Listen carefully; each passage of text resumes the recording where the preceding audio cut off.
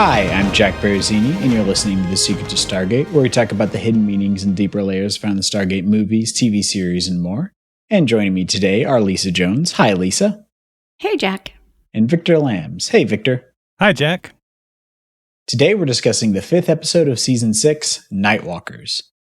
SG-1 is sent to investigate the disappearance of Dr. Richard Fleming, who is working on a top-secret project at the Immunotech Research Company. They soon discover that the town of Stevenson is infested with the Goa'uld, who are using people as hosts while they build an incomplete spaceship. The NID are involved in the operation, and they plan to steal the spaceship and use it as a planetary defense system.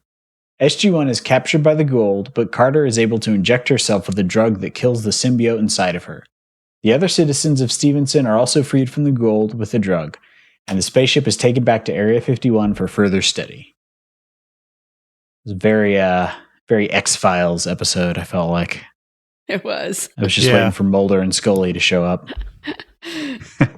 What are your thoughts on this episode, Lisa? I like it. I didn't remember it exactly, and I know it gets a lot of criticism for being too X-Files, but for me it's fun. It's different. It's you don't have Daniel, you don't have Jack, and you've got Carter leading the two aliens as a team, and hijinks ensue, and she does a fabulous job being the leader. And I don't know. It's a different type of episode, and I enjoyed it. Yeah, it was a nice change of pace. I like that they went in a different direction. Mm-hmm. What about you, Victor? Yeah, I like this one too. I think it's probably one of the better, Earthbound episodes where they go out into a city or a town, for the whole episode. We get some good scenes of Jonas Quinn kind of, in the wild or, in America as a stranger in a strange land. So I appreciate it. I appreciate all of that. And yeah, I like it. I like the story. It ties into what they've shown us before. We get to see the NID hubris at work. And then Carter, saves the day. Yeah.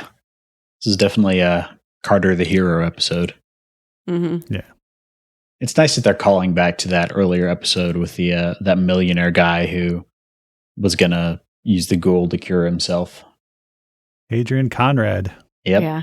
You knew who Adrian Conrad was, didn't you? Yeah. Exactly.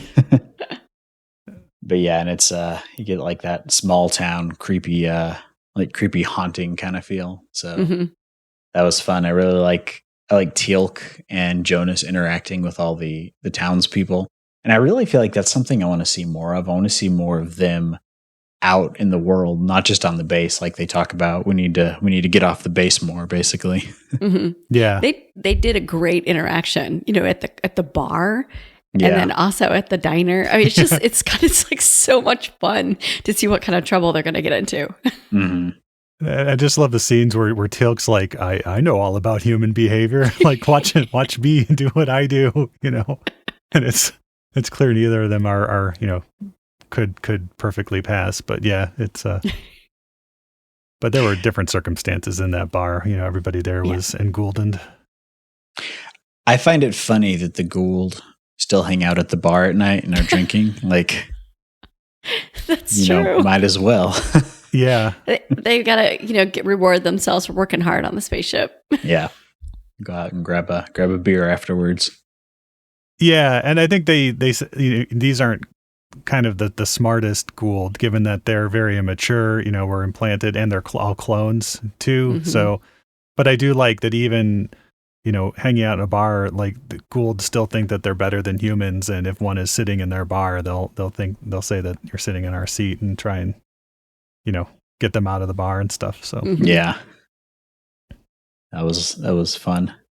I do like, and I like how Teal'c and Jonas approach things so differently. Where Teal'c is very stoic and kind of just uses his size and his imposing presence for intimidation, whereas Jonas is the opposite. He's very gregarious and very outgoing, and he just wants to wave at everybody and talk to them. And he's super excited about fatty American food. Yeah. Who isn't though? Right? Yeah, exactly. He was just getting on the whole carnivore keto thing before it was popular. Just eat tons of bacon. Yeah. Wasn't he putting like his french fry in a milkshake or something? Yeah. You guys don't do that? You do that with get the fries and the Frosty from Wendy's. Maybe this is where it all started. Yeah. It's a Jonas Quinn trend. Yeah. There you go. And it is funny. I feel like they don't mention Jack being gone at all. Like, they may touch on it in the beginning, but it's mostly just, all right, we're going to go see what's going on in this weird town because the doctor calls Carter. You don't really get any mention of Jack. Of course, that's the next episode, but it was fun to see that dynamic because have we had an episode without Richard Dean Anderson in it yet? I don't think we have. I don't know about Jack.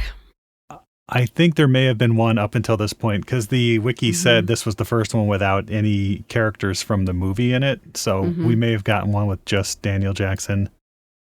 Yeah. I can't remember one without Jack, but it's possible. I know we've had them without Daniel, obviously. Yeah. But it was kind of fun just to see there. I mean, they mentioned like in a passing, oh yeah, he's still waiting to get the Tok'ra out of him. So he'll be back later. But it was kind of fun just to see the three of them interact as a full team together. And they did pretty well. It also clears the scenes for the other characters to have more to do because Richard Dean Anderson does tend to steal a lot of the scenes he's in. Yeah. Yeah, because like think about when they were in, I forgot what episode that was. In like with the guy who thought he was from outer space, but he was from outer space, remember? Oh yeah, Marty. Oh yeah. Marty, yeah. So, Teal'c just basically got to lay on the bed and, throw coins in the vibrating bed and laugh. And, I mean, and this one he actually gets to do stuff. So that's kind of fun. Yeah, I can't imagine what Jack would have had to do in this episode either. That wouldn't have taken away from Carter necessarily, or he would have just been quipping more and punching people probably. Yeah. Making funny remarks. That's about it. Mm-hmm. And I like that it's Carter using her know-how and her scientific background and her intelligence to solve the problem. Like, because they have that vial of some kind of antibiotic. I can't remember exactly what they call it. Gould juice. The Gould juice that liquefies the Gould. And they mention at the end of the episode that the Gould just dies and then the body reabsorbs it, which sounds nasty. Like they've made that. They've said that before, I believe. Up until this point. Yeah. Your body will absorb the dead Gould. Yeah. I guess that's a way to get around having to operate on every single person in the town, or it coming out somewhere. Yeah. I don't know. Like if you have, other parasites probably will dissolve in your body over time, right? Some probably won't. I don't know. If anybody here is an expert on worms and stuff, let us know in the comments in as much detail as you can. What happens to a tapeworm if it dies inside of you? I'll let y'all read those comments. Please send us videos if you have any. Yeah. We'll send them all to Lisa. No. I'm good. Thank you. Yeah. But, go ahead. No, you go ahead. Yeah. So anyways, the scientist, Dr. Fleming calls Sam, out of the blue, and then his car is, he's suicided basically. And that leads them to the small town sheriff, who just wanted to put in a mention here for Blue Mankuma, who plays the sheriff, as well as kind of the leader of the Gould by night. The conceit here is that since the Gould are mature, they can only take control of the hosts at nighttime when they're asleep. And then when the people wake up, they're in control. The humans are in control, and they don't remember being a Gould or why their shoes are dirty or, their hands are scratched up from working on a spaceship or something. Yeah, they got to be pretty resourceful in covering that up so no one sees it. And I guess, are there no like security cameras in the town, or do they turn those off at night? Like, there's a lot of those questions, but we let it pass. Yeah, maybe small town, you couldn't do this sort of story today with, cameras everywhere. But so basically the people are basically sleepwalking through their days, very sleepy. Mm-hmm. But I thought Blue Mankuma did a really good job as the small town sheriff. just, oh boy, more feds in my town type thing. He would have been, Yeah. well, he has played probably similar roles on, Supernatural, I think, and probably every other show. He's the, the board or the put upon sheriff type character. Well, at the beginning, you really feel like he really wants to get to the bottom of this, and he's helpful. And so I liked the twist that he was head Gould. That was nice. I do also like, though, that he wasn't actually evil. Like, during the day, he was actually trying to solve the case, and it wasn't him like trying to trick them. It was just when he falls asleep, the Gould takes over. Yeah. So it was nice that the main antagonists really were the NID, because they're the ones who kind of mess everything up, and just another case of them coming in and fouling things up for the rest of the team. Yeah. I like their like, oh, we've got it. We're fine. We've been watching it. It's no big deal to have all these Gould people running around. It's fine. Yeah. And of course, the Gould know exactly who they are and what they're doing, and are planning on using them to spread the Gould far and wide throughout the NID and then ultimately the SGC as well. Mm-hmm. And it's funny. I guess this is something that would really happen in like governmental agencies. You have all these different compartmentalized programs stepping on each other's toes. Like, that really happens. So it's funny that's what's going on here. Like, the SGC doesn't know about it, and the NID will do anything they can to not let the SGC know what they're doing. And it seems like, I feel like if you have a program of this magnitude that involves interplanetary travel, you really don't want that kind of stuff going on. But knowing how the government works, I imagine that's probably what would actually happen in real life too. I'd imagine so as well. And we should mention Agent Cross, who first appears as one of the deputies in this small town. It's played by Vincent Gale, who is another great Canadian sci-fi character actor that you've seen in numerous places. I think was it Battlestar Galactica. Yeah, he plays a character on there. I think that's where most people recognize him from. Did you see? Well, I didn't notice in the show, but I read it. What his name tag said on his. Oh, I didn't see that. It said his name tag was P. Mully, or Paul Mully. Oh, nice. Which I thought was kind of funny. Yeah, what's with the name tags on this show? Everybody's just having whatever name tag. And then there was a delivery truck that said Malazi something and packaging, MCP. Oh, nice. Cool. That's so fun. like, I think they just had a little fun with it this time. Somebody did. Yeah. Yeah, I mean, you're putting together all the set dressing. You might as well throw in some Easter eggs. Yeah. Yeah. Like, I make know, it a little fun. And that's something that you don't see as much anymore, especially on small things that you can't see on the screens. Pre-HD, they would do that much more often. Like, I know there's an episode of Next Generation where they have a whole computer screen up of all these like past crew members, and it's all just like names of the crew and a bunch of the doctors from Doctor Who, and I think some like dead presidents and stuff. So, which of course they change all that when they do the HD re-releases. But I like fun Easter eggs like that. That was fun. Oh, I should also mention Vincent Gale had 6 episodes on Stargate Universe as well. So we'll see him. That's where I remember seeing him from. Yeah, it's been over 10 years. That. So yeah. I haven't different seen that, character, right? Yeah, different character. Yeah. Do they ever? Maybe I missed it, but I don't think they ever mentioned where they're getting all the resources to build this spaceship. Like, you're in kind of a podunk town in Oregon. Where are you getting that stuff?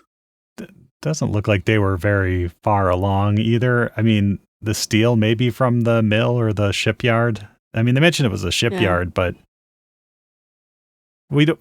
Yeah, so I'm not supposed to pay attention to that. Yeah, maybe they're growing the crystals, and with like the little string and the sugar water, like you make rock candy or something. I don't know how they make those control crystals, but I had a question. Where is Adrian Conrad and his Gould? Did they say? Because they mention him and they mention the company, but we don't actually see him. They say that because they just say that he went and started his company here. He moved his company to Oregon after everything went down with that.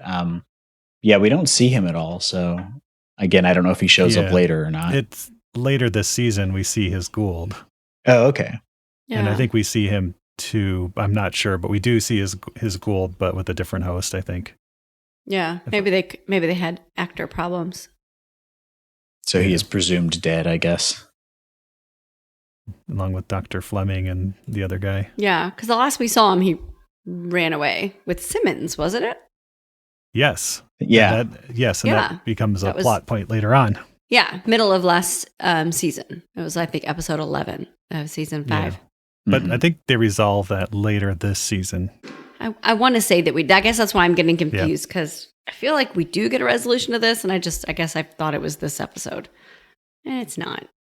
No, it's later on, because it takes, the final confrontation takes place on something we haven't seen yet. Nice. Oh, now I remember. Yeah. Okay. Yeah. And I was reading online that apparently this town, Stevenson, Canada, is actually it's in British Columbia, or Stevenson, Oregon is actually Stevenson, British Columbia, and they have used this for a lot of different like science fiction TV shows. Like there's episodes of the X-Files that were filmed there. I think they filmed some of the 4400, and then they also used it in the most recent Godzilla movie. So it's one of those well-used locations. And it did look a lot like an X-Files episode, so that was probably not only the fact that this felt like an X-Files episode, but same location. And Gotcha. an important one to me, Once Upon a Time. Because I used to be on the panel for that Secrets of Once Upon a Time show many years ago. Yeah, that's a throwback. Yeah, it is. And we have a Stargate crossover because Robert Carlyle was the star of Once Upon a Time as Rumpelstiltskin, and he's in Universe. That's right. And he's in The Full Monty, which is a new TV show. Oh. There's a throwback. And he was on Train Spotting too. Yeah. I think Prometheus is the episode this season where so we don't have long, we just another 4 or 5 episodes. Awesome to get a resolution to that arc. I thought it was interesting that Carter and Jonas, I felt like they were getting a real connection, you know, because they've given him some grief. But she really looked like she was trying to, still giving him grief, but trying to really make him part of the team, you know. Like, you know, like saying, you know, where he said he didn't remember who Adrian Conway was, and then calling him out on it later, but not calling him out in front of everybody. And then when she doesn't want to answer his questions, she's like, "Do you want to go have lunch?" Yeah, that's a repeated a running gag through the episode. But at the beginning, they're mentioning, Dr. Fleming called me. Who's Dr. Fleming? He's like, oh yeah, he wrote all these articles in the specific science journal of this, and he's like, what? The base has a subscription, you know. And then at that point, they're like, you know, oh, he must be related to Adrian Conrad, and so he intentionally says who's Adrian Conrad, just so he isn't Mr. Know-It-All all the time. I almost thought that was pointing out that he seems to have all this random knowledge and is always reading, but then he doesn't know something that actually pertains to what they're doing. No, he knew. Yeah. Yes, and then you know, he says, "Don't you think people are acting weird?" And they're like, "What are you talking about?" And he goes through the whole litany of just within the diner, you know, the person has gotten the 3 orders wrong in a row. They've dropped 3 cups of coffee or whatever. Runs down the entire list of things he's observed just while they were sitting there, and they just thought he was stuffing his face, right? But so it's another one of those kind of like the practical genius side of him. Or he's playing like a Columbo. Yeah. Act like he doesn't know what's going on. But doesn't he at one point have a lollipop? Yes, he's Kojak. Yeah, Kojak. That's what I was, because I was watching it with my kids and they were like, why does he have a lollipop? And I'm like, okay, old cop show, Kojak. Like, who loves you, baby? Yeah. Telly Savalas. Yeah. Nice. Yeah. Yeah. And he's eating constantly. Yeah. And that's just not even just this episode. Like, he's always eating. Yeah. I wish I could eat that much and stay thin. That would be nice. I was thinking, though, that the dude putting in the 8 cubes of sugar in his coffee, I know people who drink coffee like that, so that wouldn't have fazed me. It's nasty, but... Don't you have like tea like that or something? Isn't that how you How you guys down there Sweet drink your tea or something? Yeah. I'm a bad Southerner. I don't like grits and I don't like sweet tea. So Okay. I love grits, hate sweet tea. So Yeah. of course, I don't That's know if good. Texas is Southern. So who knows? I'm sure it depends on who you ask. that's probably true. The Secrets of Regional Beverages. There you on go. StarQuest There we go. Yeah, I think Podcast Network. there is a food and drink Oh, that's forum right. on the Discord. So if you're interested in talking about sweet tea or grits or any other Grits. regional beverages, and if you have opinions on if Texas counts as the South or not, you can go onto our There you go. Discord at sqpn.com/discord and let us know in the food and drink forum. We'll head over there and argue with you. Yes. I've never had sweet tea, so if you think I'm Oh. missing out, start something there on the Discord, and maybe I'll try it someday. When I finally meet you in person, I'll make you drink some. I Yeah. won't have any, but I'll make you drink some just because Mm-mm. I'll bring you a whole gallon of Milos. Okay. There we go. It'll be like that movie 7 or something. Yeah. Anyways. Anyways, back to Stargate. It is. It's interesting. So they clone the Gould, but they don't ever go into any of like that aspect of the episode because the lab burned down, so we don't get to see any of Yeah. the cloning technology. Which I wanted to see that. Like they talk about it, but we don't get to see any of it. Yeah, not a lot of like new sets created for this Mhm. really at all. We see like one shot of the ship, but it's, a digital matte, composited shot. Yeah, so I think it's very, hopefully was budget friendly. Yeah, definitely seems to be Yeah. the direction they were going with it. They also do talk about how cloning is illegal. Cloning humans is illegal in the United States, and I don't think that's not a law that's actually on the books, but apparently it is in Canada, which I find interesting. Yeah. So that's why they mention it. Makes me wonder what's going on in Canada that they would have to make a law against that. Especially in 2002. Yeah. Yeah, we never got our army of Wayne Gretzky clones, so that's the only conceivable use I could think of cloning in Canada, maybe. So Yeah. Who knows? Yeah. And they didn't. I was really hoping we get Teal'c and his very fun pronunciation of vampires. I was hoping he'd drop that again, the vampires, oh yeah, because they're all walking around at night and they don't come out in the day. yeah. But we don't get any of that.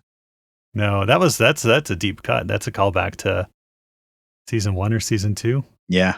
Yeah. It is funny because, them walking through the town, you're thinking nowadays you're like, oh, they could be zombies or they could be, there's all these other things. And all I kept thinking of was like Michael Jackson's Thriller video. I mean, it makes me really old, but just, like they're all just going to break out dancing or something crazy is going to happen. But no, just the That NID would've been comes fun. and gets... the NID comes and gets Teal'c and Jonas out of the car, puts them in the van, right? They get in Yeah. the van and they're like, you need to leave town now. And I'm like, their car's over there. Yeah. Like, what are you doing? Yeah, they royally mess it up, and then the Gould are onto them, and they zap them and implant. They don't implant Teal'c, they implant Carter and the NID guys, and the NID guys become Gould, but Carter, because she has taken the antibiotic, the Gould dies, and she just plays along with it. Yeah. And it's funny that she mentions the one of the reasons they don't implant Teal'c because he's a Jaffa, and then they don't implant Jonas because he's an alien and he cannot be trusted, and they should just kill him. And I do like that he takes that to heart. He's like, Yeah. You don't trust me? He's like, wow, that was not nice. Yeah. Real Doctor and Seventh Doctor and Ace vibes from I think their penultimate episode where in order to defeat the creature, the Doctor has to totally shatter his companion's trust in him. And so he begins saying truly like devastating things to her. She's a teenage girl, right? And just these devastating things because once she once her faith is broken for an instant, then the enemy becomes weakened and the Doctor can deal with him and stuff. But yeah, so it's a little. We only get one brief moment of that, but then at the end when they resolve that, Jonas is like, you were yourself the entire time, right? And Sam's like, yeah, and he's like, the entire time, and she's like, yeah, and so you still felt it necessary to hit me. He doesn't mention the psychological abuse, just the physical abuse. And I was going to say, he says, like, do you have to slap me so hard? And that was a weak slap that she gave him. It was like a pat on the cheek. I don't think Jonas has been punched that many times in his life. Yeah. Probably not in Kelowna or something. That's true. Because I remember noticing that when she hits him, I was like, come on, that could have been. Yeah, it could have he could have like pulled a tooth out of his mouth or something. Like, oh. But yeah. Yeah. I did like that I liked that we didn't know the whole episode what was going on. That we just got little bits and pieces. Oh, you'd know if you, not to jump ahead, but you'd know if you were watching this in Germany. Oh no!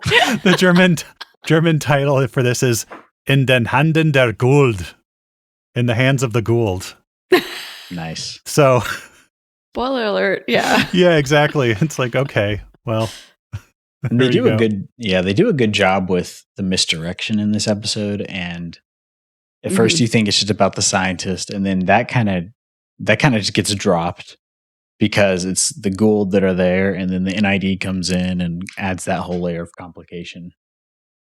Yeah, so I like how it kept changing focus. Yeah, kept you guessing. It was interesting. I don't think you were ever overwhelmed saying, I don't know what's going on, or really bored, like, all these moving plots or anything. I thought it was, I'm sure I don't want Stargate to turn into that every week, but it was kind of fun. It was a nice change of pace from Planet of the Week episodes or fighting the Gould, even though this, I guess, technically was fighting the Gould, but this is more like fighting the angry teenage Gould who want to build a spaceship and don't really know what they're doing. And still move the plot along, right? Yeah. It was all connected. It wasn't far-fetched. It wasn't like, okay, like, what is that and why is that happening? So the twist wasn't completely unbelievable. It wasn't like, oh, well, it was this alien from this Star Trek, the original series episode that nobody's thought about for 60 years or anything like that, like you would get nowadays in some shows. But remember this? Remember Gary 7? But yeah. Yeah. It could have been those the singing people from that early episode. Oh yeah. Oh gosh. The zipper jumpsuit guys. Yeah. Yeah. The white people episode. Amazon, if you're listening, we need to bring them back in the reboot. No more plant people, please. Just for Victor. Yeah. I don't like those guys. I don't like them. No. And they did have excellent costuming in this episode. It's not often we get to see them in normal people clothes. Yeah. And I thought they looked fabulous. They didn't look, because sometimes like Carter, they'll put her in a like FBI looking outfit, just like a blazer and a white shirt. And, hers was a little different. They all wore black but different. And I liked it. I thought they looked, I think they used a lot of leather on the guys and, no, very stylish. I liked it. Yeah. They didn't go full like characters from the Matrix, which a lot of shows right around this time were doing, Yeah. All black leather and vinyl and dark sunglasses. Teal'c's got his Carhartt hat on. So yeah. I thought you were talking at first about Dave Ward as the big guy in the bar, who has a very distinctive voice. I think he does mainly voices for animation. It's like, you're sitting in our seats, that guy. He had a very cool outfit as well. I think all the townspeople, are very accurately dressed. Yeah. Having grown up in a small town, I would agree with that. Yeah. Including Peter DeLuise as the guy leaving the cafe. Yeah. Yeah. Yeah. Front and center again. It should be like a drinking game every time he shows up, which would be pretty much every episode, but that he directs. Yeah. Yeah, he directs. Sure. Yeah. Yeah. And if he doesn't show up, then you hear him usually. Like, yeah. look out for the whatever. Yeah. An army has weapons, an army has food. In the Katano episode. Oh yeah. Yeah. I wonder if he just like last minute comes up with his lines, or if they like, here, you're gonna say this. But I guess since he's directing, he can pick that out. Yeah, or in post, like he could say, "Oh, what would really make this scene better is me yelling this line over the top of it." Yep. It's got to put his signature on it. Yep. Mm-hmm. Apparently, this is also the first episode where Daniel is not even mentioned. Oh, Yeah. So there you go. they're over him, I guess. Yeah. Yeah. I didn't miss him. Sorry. It would be interesting to think about how he would have reacted in these situations. Mm-hmm. Can't think of anything he would have done, really. No, except for maybe try to empathize with them or... And say, what right? This is a new species of Gould. What right do we have to interfere with this new offshoot? If we let them go, they could, in fact, turn against the system lord someday. Yeah. I don't know. Yes. Yeah. I feel like you just randomly one day get a system lord coming in and glass that little area of Oregon. Yeah. Call it a meteor. What could be interesting is that, we have these new ghouls that are being cloned and blah, blah, blah. But, the Tok'ra have been saying that the Gould population has been, steady or declining. So Yeah. this is a whole new, you use them as your army. You don't need the Jaffa anymore to grow the symbiotes. So that, could be he could have come up with it as a way to free the Jaffa. There is at least one It's system true. lord who will kind of adopt the whole cloning thing too, but not for, I don't think they make that explicit for a few more seasons. Mm. I think the other system lords are too busy eating the other Gould to be thinking about this. This could be like their version of lab grown meat. Oh. Yeah. Vegan Gould. Gouldy That's indulgences or whatever they want to call it. Beyond Gould. I don't know. I can't believe it's not Gould. Yeah. There you go. Yeah. I don't even know what a Gould tastes like. I'm imagining eel. Yeah, I think eel's probably like sentient eel. It's a good band name. I don't. Yes. Yeah. I don't want to imagine it.